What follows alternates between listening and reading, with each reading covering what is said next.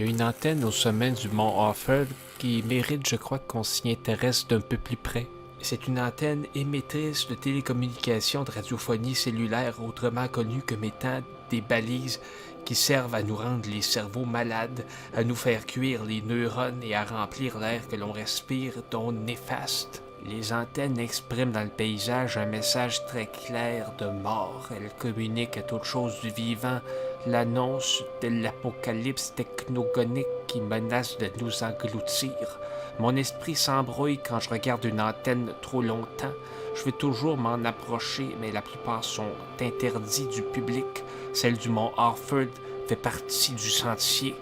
Il faut en profiter. Une centaine de pas encore et j'y étais. J'espérais pouvoir la grimper pour examiner ce qui se cachait dans le cylindre et les sphères du haut. Mais la clôture était barrée et l'accès était interdit à toute personne n'ayant pas l'autorisation. Je n'avais pas l'autorisation. J'ai donc dû me contenter de la regarder d'en bas. Ça avait de l'air de la tour Eiffel, mais encore plus grand, avec plein de cossins accrochés dessus, des équipements de technologie électrique malfaisante qui se propagent dans l'air à des vitesses à peine inimaginables.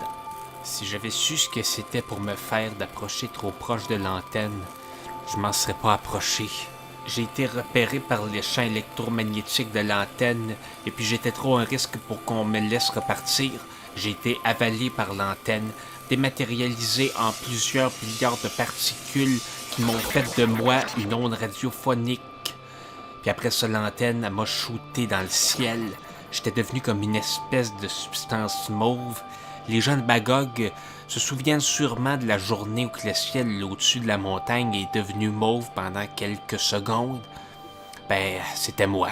Ça m'apprendra à me fourrer le nez où je devrais pas. Je dois quand même dire que de devenir une onde, ça m'aura appris une belle leçon sur les antennes, sur ce qu'elles sont capables de faire en plus que de propager la radio.